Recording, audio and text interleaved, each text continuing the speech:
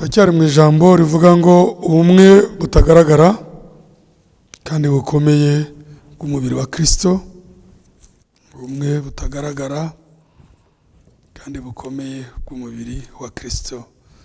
L'union invisible et solide du corps de Christ. Ndashaka ko dushingira hano none kuri uyu mugoroba ku bumwe bukomeye bwari hagati ya Dawidi na Yonatani. Tube dusomye muri Samuel wa mbere igice cya 18 umurongo wawo wa mbere kugeza kwa 5. Nuko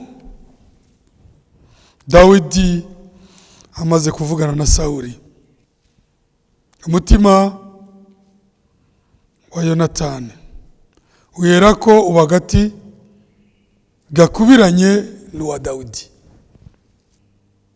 kandi Yonatani akamukunda nk'uko yikunda. Haleluya. Umurongo wa 2, maze uwo munsi Sawuli ajyana Dawidi we, ntiyamukundira gusubira kwa se ukundi. Bukeye Yonatani na Dawidi basezerana isezerano kuko yari amukunze nk'uko yikunze. 4, Yonatani yijishuramo umwitero we yari yiteye awuha Dawidi,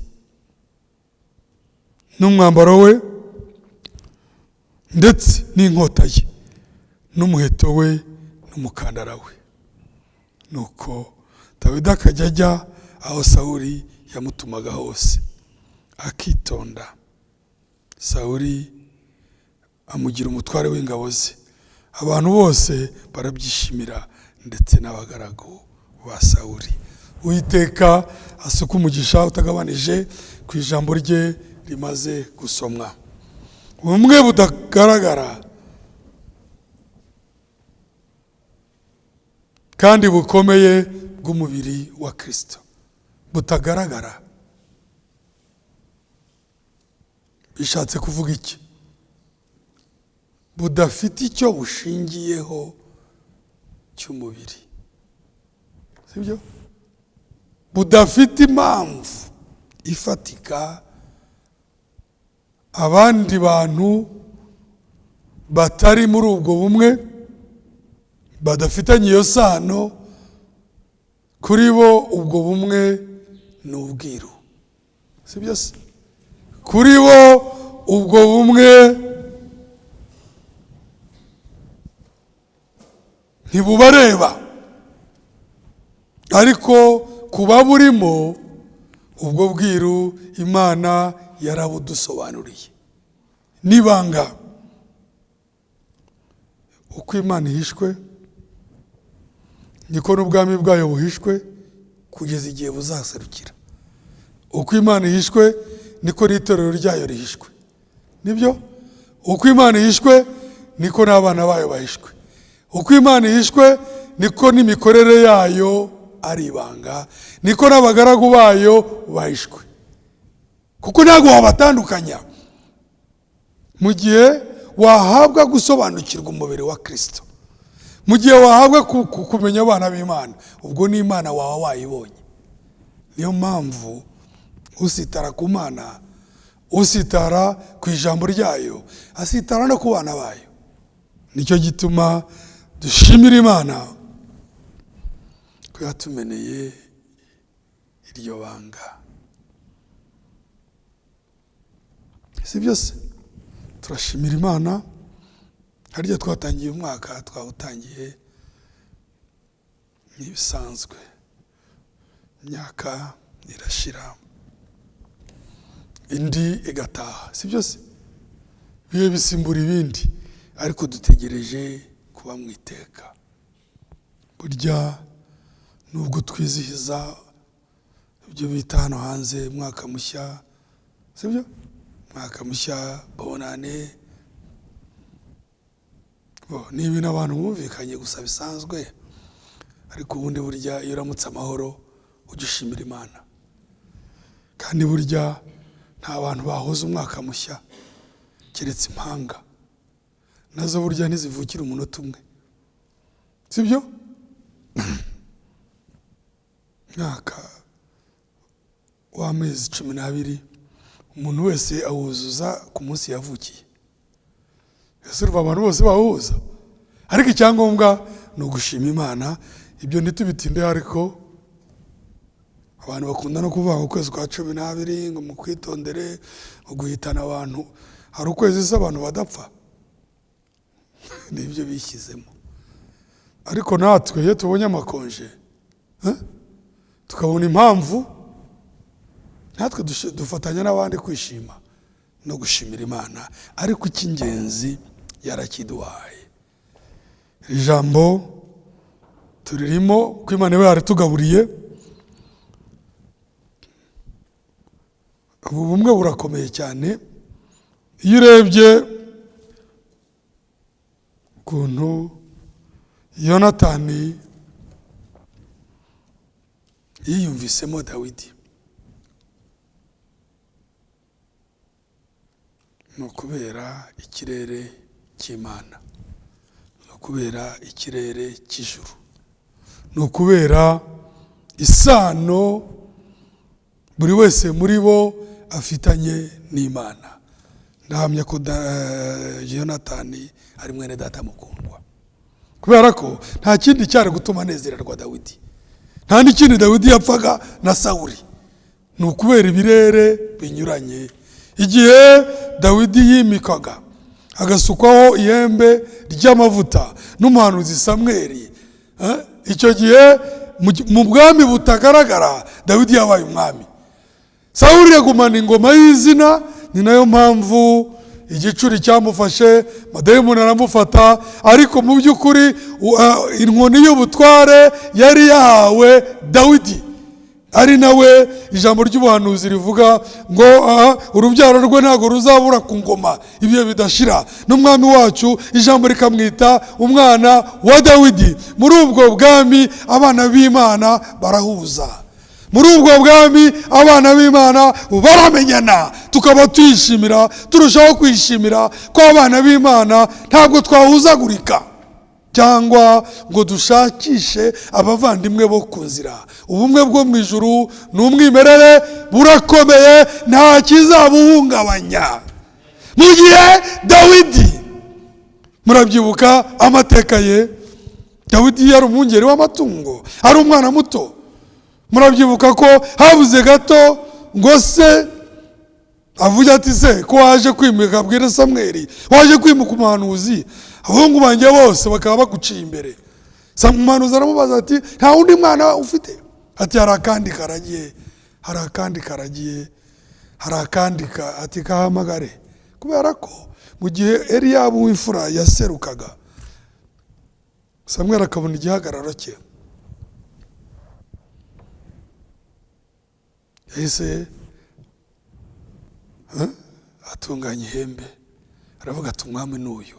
Urebye uko asa, uburanga, ukareba uko ashinguye, umwami n'uyu nta wundi.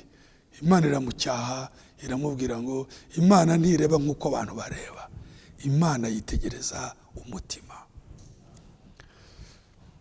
Imana imaze kumucyaha, ngira ngo murabyumva ko Samweli yahise avuga ati, noneho niba ari ibyo, ndegura ihembe ari uko umbwiye. Bose bahita Samweli aravuga ati, reka sinongera kwivanga, nkaba mbahamirije yuko nk'uko Paul yabibwiye Timoteyo, Uwiteka azi abana be. Kandi Imana ntireba nk'uko abantu bareba, Imana ireba umutima, Imana ireba imbuto, Imana izi abayo. Hari abo wabona ukabona nka Eliyabu, ukabavuga uti aba ni abami, ariko Imana niyo izi umutima. Niyo mpamvu Imana ubwayo yitangiye ubuhamya n'ijwi ryayo, iravuga ngo niboneye umuntu umutima wanjye, selon mon cœur, umutima wanjye Imana unezererwa Dawidi. Ndagira ngo mbabwire ko abana b'Imana imitima yabo irayinezeza. Umutima w'umwana w'Imana ni nk'uwa Dawidi, umutima w'umwana w'Imana ni nk'uwa Natanayeli, umutima w'umwana w'Imana ni nko wa musamariyakazi. Umutima w'umwana w'Imana ufite uko umeze, ni ikirere. Niyo mpamvu icyo kirere kiri muri twe kidukundisha ijambo, sibyo? Kikaduhishurira ubushake bw'Imana. Niyo mpamvu Sawuli yahise yicecekera, abahungu barahita. Izayi nyir'urugo atangira kumera nk'uguye mu kantu, ashyiramo pause, abaretse. Niyo mpamvu umuhanuzi yamubwiye ati nta wundi mwana ufite. Murabyumva? Yashyizemo pause yo guhamagara abahungu, kuko yabonaga ko Dawidi ntabwo byashoboka rwose. Umuhererezi wa kana gatoya yaravuga ati ntibishoboka. Aho ngaho uvuga ko bidashoboka, nta niho Imana ikorera. Ati mubwiraze, amubonye Uwiteka aramubwira ati fata ihembe, umwami n'uyu. Ese Samweli yari kuburana? Ntabwo aburana. Nkaba mbabwiye 100% ko Imana izabayo. Ibyanditswe biratubwira ngo turabami n'abatambyi. Hariya amavuta aragaragaza umwuka wera. Uw'Imana yimitse iba yamwimitse, si byose? Uw'Imana ijambo ravuga ngo tuzimana nawe. Ntabwo ari ibintu bya assemblée, ntabwo ari ibintu byo kuza gusenga mu rusengero, ni ikibazo cy'ubwami, si byose? Iyo umwami akwemeye arakwimika mu ngoma ye, kandi Satani ntabwo yahadukura. Turi mu mubiri wa Kristo. Nubwo duhereye hano mu isezerano rya kera, ariko ubu bumwe bwuzuye muri Kristo, sibyo? Ubu bumwe bwuzuye mu mubiri wa Kristo. Ngo babumwe murebe muri Yohana 17, sibyo? Nkuko jyewe nawe turi umwe, Yesu Kristo arimo asenga. Wowe muri jyewe muri bo, kugira ngo babumwe rwose. Ubu bumwe bwuzuye Kristo amaze kubambwa. Byanditswe biravuga ngo nimara kumanikwa zikuriraho abantu bose. Ubu bumwe bwabaye Karvari, ariko kuva kera ni umwuka wa Kristo wari ku bahanuzi. Izi mbaraga zitaneshwa. Ikibwirizo kiravuga ngo ubumwe butagaragara, budafite icyo bushingiyeho kinyuma. Uzashaka kwisanisha n'itorero ashingiye ku by'inyuma bizamunanira. Nta mwanya afite mu itorero. Murabyumva? Nta mwanya afite. Niyo mpamvu mu itorero ry'Imana nta bana b'abatsindirano bahaba. Mu itorero ry'Imana nta guhongera umuntu kugira ngo abe mwene data. Avuge ngo niba mutamfashije, niba mutampaye ibi, nanjye nzigendera. Hari nabo tujya tubatiza hano, ugasanga atangiye kuzana ibibazo by'ibibazo afite. Ariko twe ntabwo tugaburira amadayimoni. Murabyumva?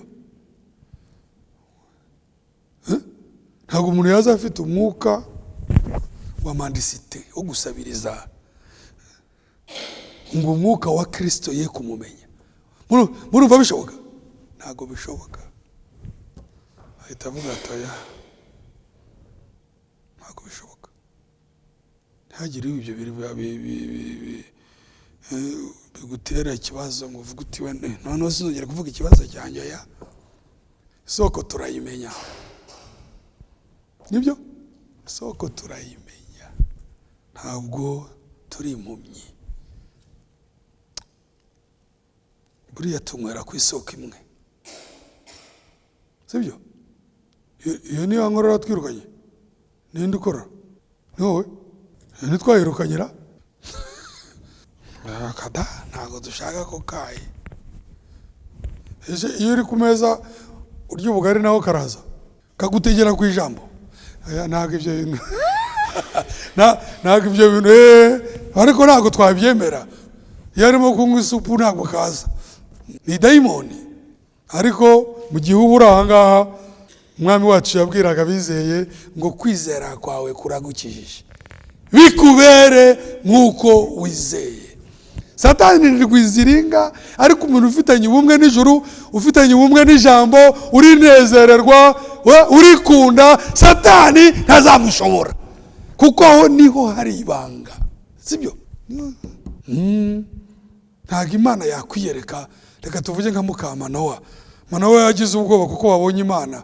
Umugore aramubwira ati turapfuye. Yabonye marayika bavuganaga azamutse muri wa muriro. Manowa aravuga ngo turapfuye, nta muntu wabona Imana ngo abeho. Umugore amurusha ubwenge, n'ubundi umugore ni w'Imana yari yameneye ibanga.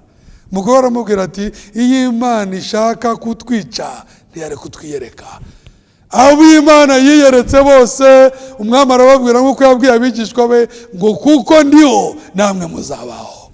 Abo Imana yiyeretse yamwiyeretse kugira ngo abeho. Ibisigaye byose ni intambara zigomba kuneshwa, turabyizera. Uw'Imana yiyeretse iba yamwiyeretse. Ariko reka twigarukire kuri iki kirere cyunga abana b'Imana. Dawidi, ngo nuko Dawidi amaze kuvugana, Samweli wa mbere 18, nuko Dawidi amaze kuvugana na Sawuli, umutima wa Yonatani wera kuba agati ke gakubiranye n'uwa Dawidi, kandi Yonatani akamukunda nk'uko yikunda. Umuntu yakwibaza, uyu nguyu wabyanditse yabibwiwe n'iki ko mu mutima hatagaragara? Uyu nguyu nawe wabyanditse akamenya yuko umutima wa Yonatani n'uwa Dawidi wabaye agati k'inkubirane, nawe yari afite discernment, nawe ni mwene data, sibyo? Yarabibonye ko babaye umwe. Sinzi uko ukuntu nabisobanura. Ubumwe bw'abana b'Imana ntabwo ari ubw'inyuma, ntabwo ari ubw'ingingano, usanga ari ikirere nawe utasobanura. Niyo Satani ashatse kuza kutwivangamo, ntaregama. Dufite ubumwe bukomeye. Niyo mpamvu ibi ngibi byo kuvuga ngo itorero ry'Imana ngo ryacikamo ibice ntabwo bishoboka. Hagenda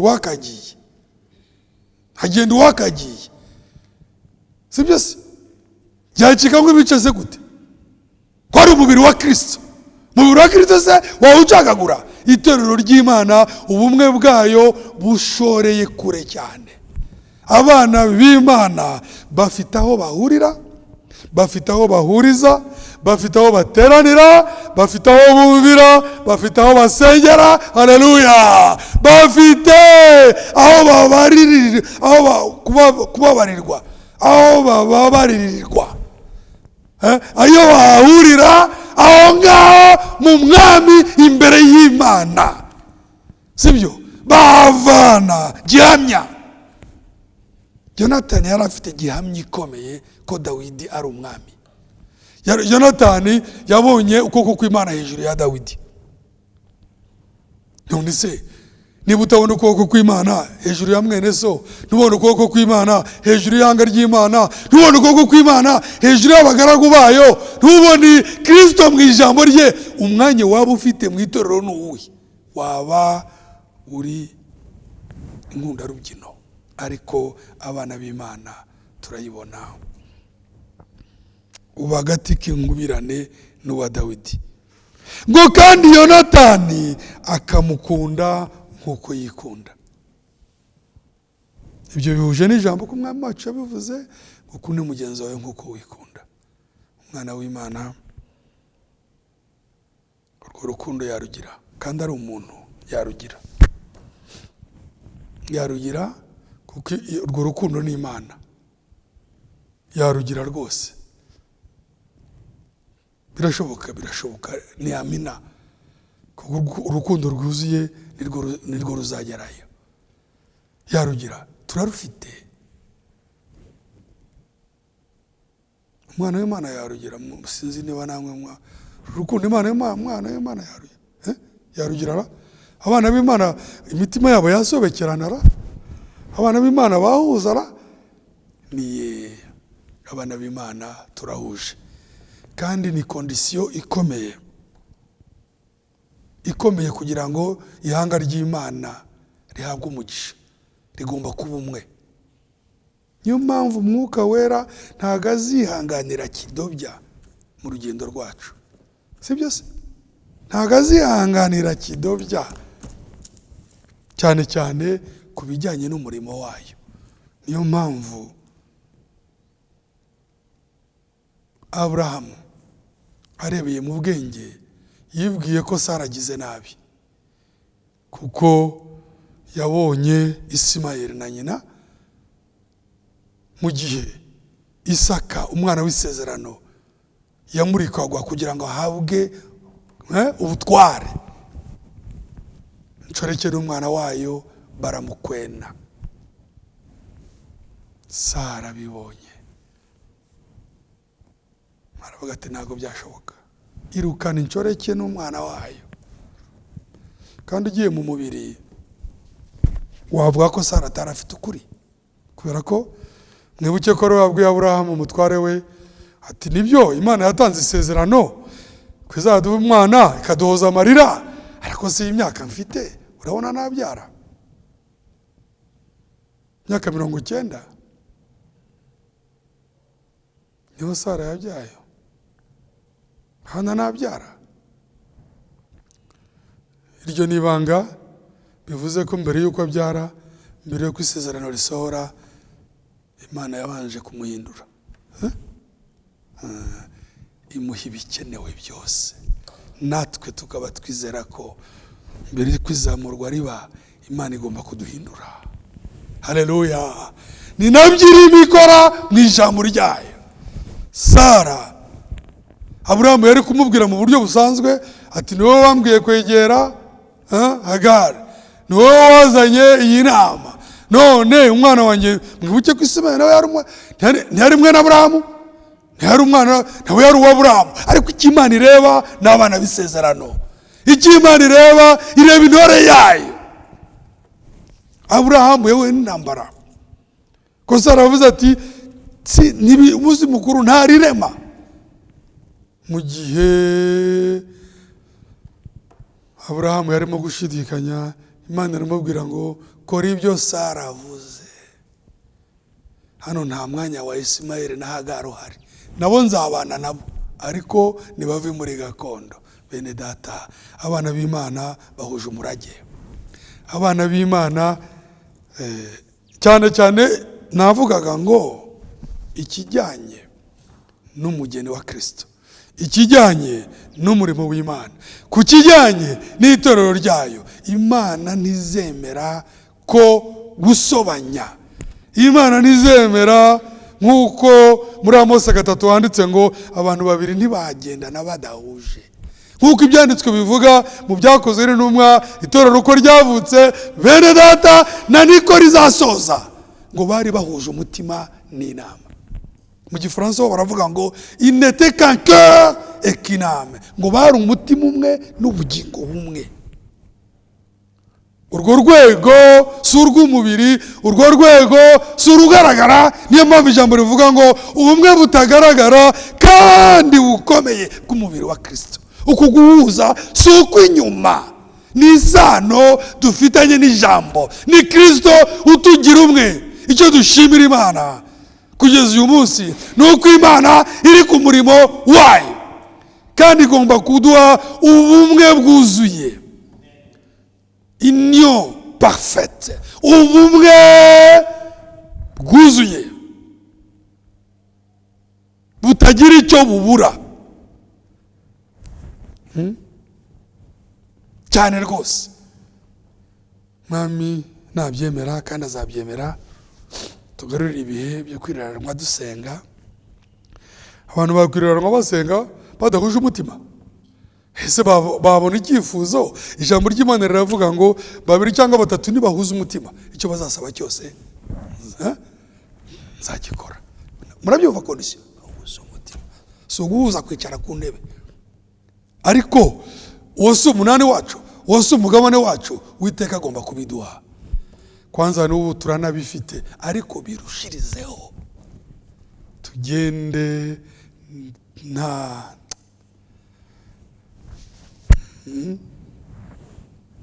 rwose. Imana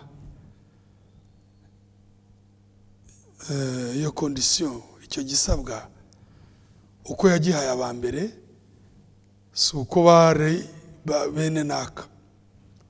uko yabihaye itorero rya mbere niko natwe igomba kubiduha. Ngo bari mu cyumba kimwe bahuje umutima n'inama, bategereje isezerano. Imijugujugu yose yavuga, induru zose zavuga, itorero rigomba guhuza. Nk'uko ijambo ry'Imana ribivuga ngo turi ingingo z'umubiri umwe. Nta wakwigisha ingingo z'umubiri wa Kristo cyangwa zihatire guhuza.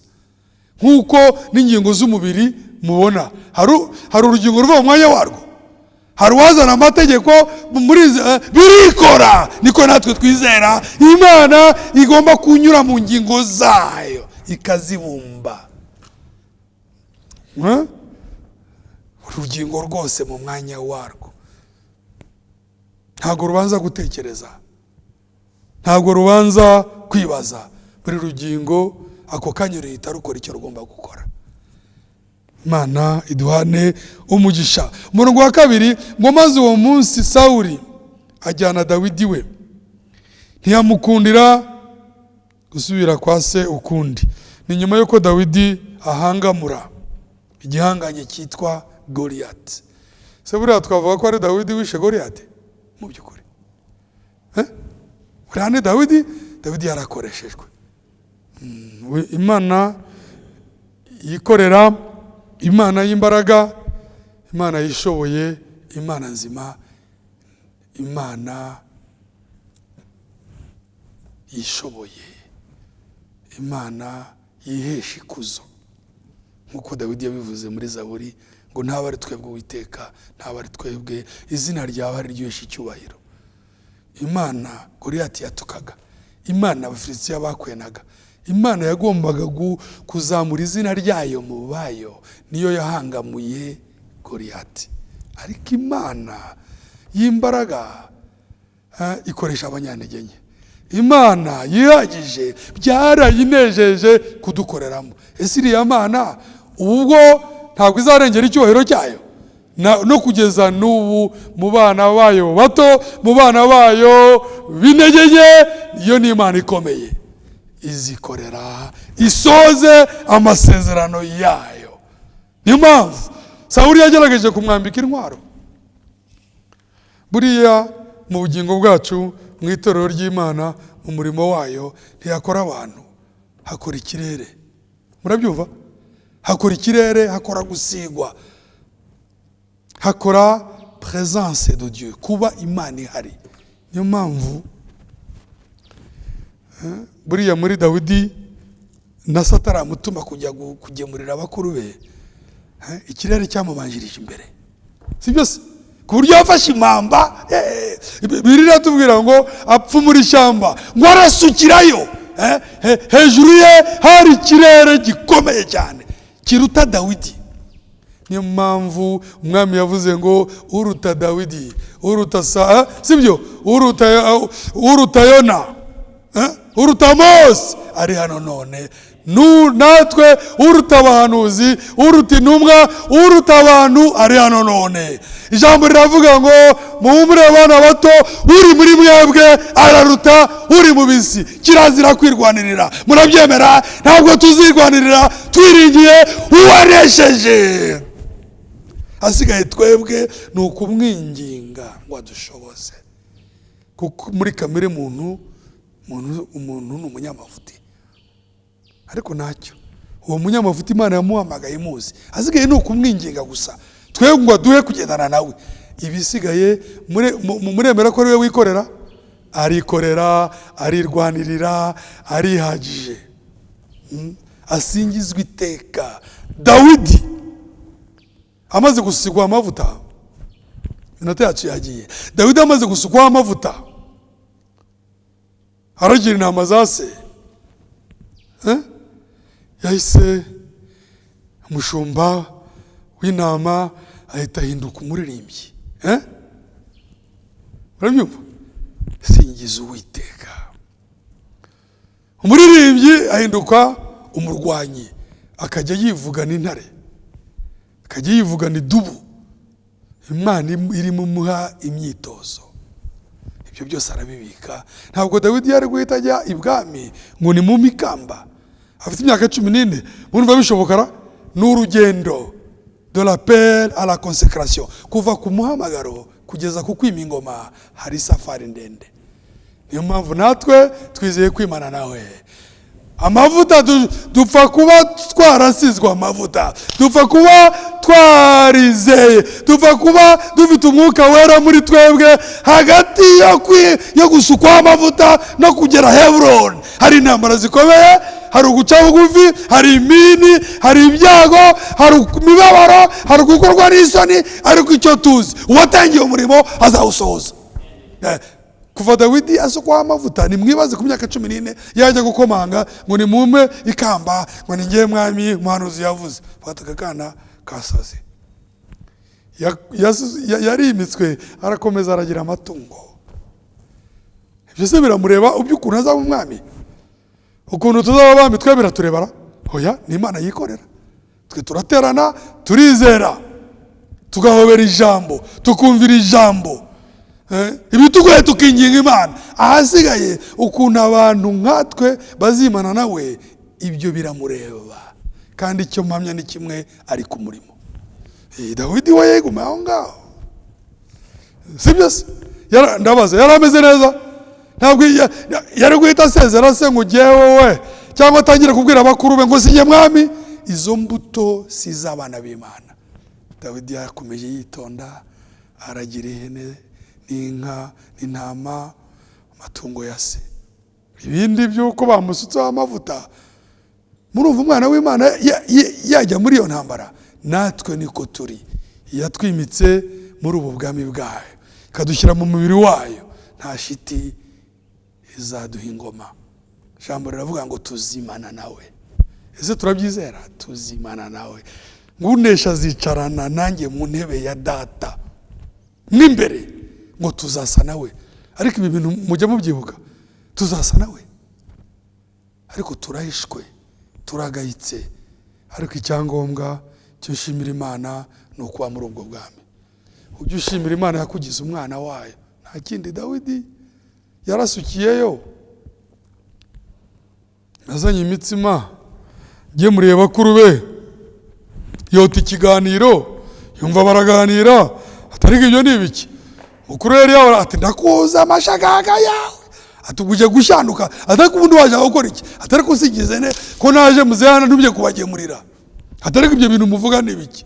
Muruba sinshaka kubisubiramo, iminota yacu yagiye. Ariko Uwiteka anyuraho abantu badakeka, sibyo? Niyo mpamvu rwose nta mwana w'Imana wiregura, nta mwana w'Imana wisobanura. Mwana w'Imana azwi nayo. Kandi ubumwe butagaragara kandi bukomeye bw'umubiri wa Kristo, umwana w'Imana abanza kuba umwe nayo. Arabizi, azi ko Imana ivuga, sibyo? Azi ko Imana ivuga, azi ko Imana imuganiriza. Ko twatanyanye ziriya ndirimbo Shana na 2 mu gakiza, umakanye Yesu ze nkwegere, sibyo se? Na 50 mu gushimisha, ngo muze mwenyine twihererane. Umwana w'Imana afite uko yihererana nayo, azi kwivuga, azi kwikora. Nta numwe hagati y'umwana w'Imana n'Imana nta kindi gihari. Nta muvugizi dufite uretse umwuka wera. Niyo mpamvu Dawidi yari afite ibanga. Ariko katugire aho tupfundikirira dukungikira. Umurongo wa 4,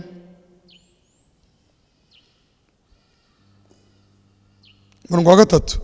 Bukeye Yonatani na Dawidi basezerana isezerano, kuko yaramukunze nkuko yikunze. 4. Yonatani yijishuramo umwitero we yari yiteye aho Dawidi. Umwitero w'umwana w'umwami n'umwambaro we ndetse n'inkota ye n'umuheto we n'umukandara we. Ese bwo yasigaraye iki? Yavuze ati bazampa ibindi nta kibazo. Nuko Dawidi akajyaho Sawuli yamutumaga hose.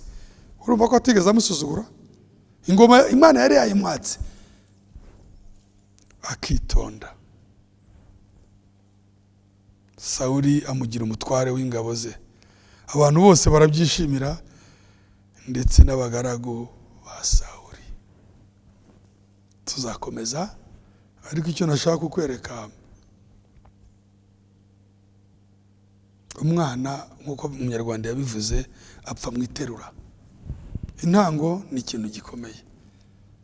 Dawidi, Yonatani akibona Dawidi,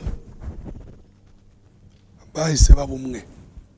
Aha byari bikiri mu ntango, bose bakimwishimiye. Ishyari rimaze gufata Sawuli agahinduka umwanzi wa Dawidi, tuzabibona. Yonatani yakomeje yari agati k'inkubirane na Dawidi, kugeza n'aho yamubwiye ati gendere sha mu buhungiro. Icyo nzi nuko data atazagushobora, icyo nzi nuko uzaba umwami kandi nzakubera igisonga. Kandi ingoma mu buryo bw'umubiri yari kuragwa Yonatani, ariko araharenga.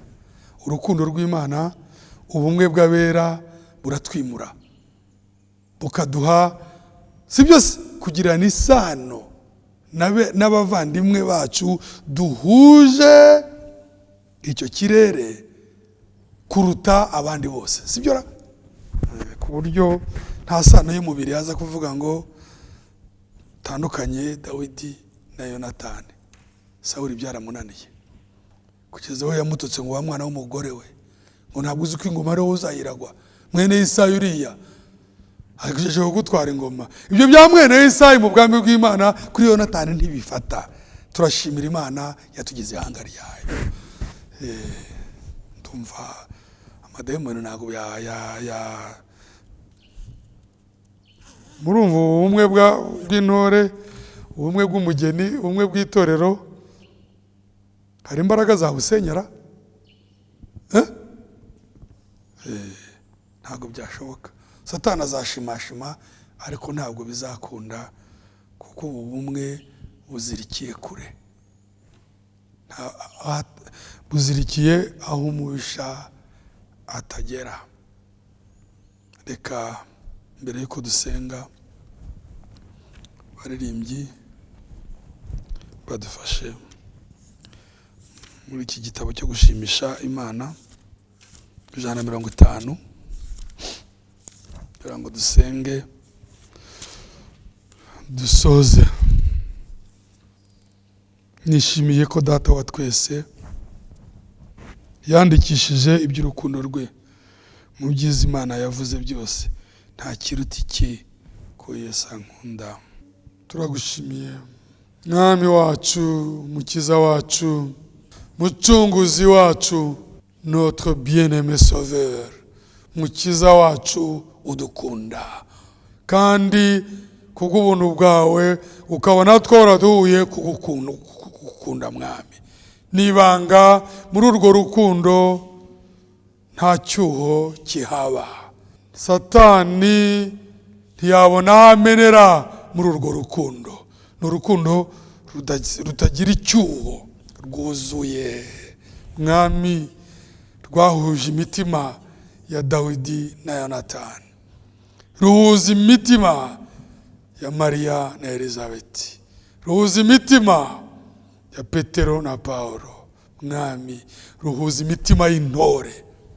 Ushimwe urwo rukundo rutari urutsindirano, rw'umwimerere, rushorora imizi mu itoranywa, nirwo rutubeshejeho. Niyo mpamvu umuhanuzi atubwira ngo c'est l'amour parfait qui entre là-bas, ngo urukundo rutunganye nirwo ruzagerayo. Mwami, urudukomereze, urutwongerere, urutugwirizemo, kugira ngo tube umwe nkuko wowe na data muri umwe. Umwanzi aheri inyuma, atogotera inyuma, adashobora kumenera mu ngingo z'umubiri wa Kristo. Urakoze Mwami. Turi mu gihe gisoza, kibanziriza izamurwa, nta shiti kuri urukundo ruzigaragaza. Imitogoto yose y'umubisha n'imirabyo n'inkuba bizahera inyuma, ariko urukundo ruri imbere mu mubiri wa Kristo. Singizwe iteka kubw'uwo mugabane waduhaye. turi imbere yawe mwami, utugenze uko ushaka. Twagusabye umwaka w'intsinzi mwami, turabyizera kuko ibihe biha ibindi kandi nabyo bizasimburwa n'iteka. Nta shiti umusozo w'umurimo ugomba kugerwaho. Ibihe byiza wageneye umugeni wawe birahari. Urakoze mwami w'abami, udutegurira ikirere mwami, koko tuba ingingo z'umubiri wawe. Twibere mu bwugamo bw'isumba byose, twibere mu ibanga aho utegurira umugeni wawe. Tukuragije amateraniro yose, buri teraniro ryose riba rifite umwihariko, buri teraniro ryose riba ridasanzwe, buri kibwirizwa cyose kiba cyihariye. Ujye udushoboza guterana mwami, n'ibihe byo gusenga mwami twakuragije, twagusabye, kuko twizera ko ku rurimi rwacu hazaho ibijyanye n'intambwe tuba tugezeho. Turabikweretse, ubitugenere, ubidutegurire, uzabiduheremo umugisha utagabanije. Tubanziriza imbere no mu materaniro yandi aturi imbere mwami, uzabane natwe. Ni mu izina ry'Umwami Yesu Kristo tubisabye, amen. Mana duhana umugisha no kuwa gatandatu.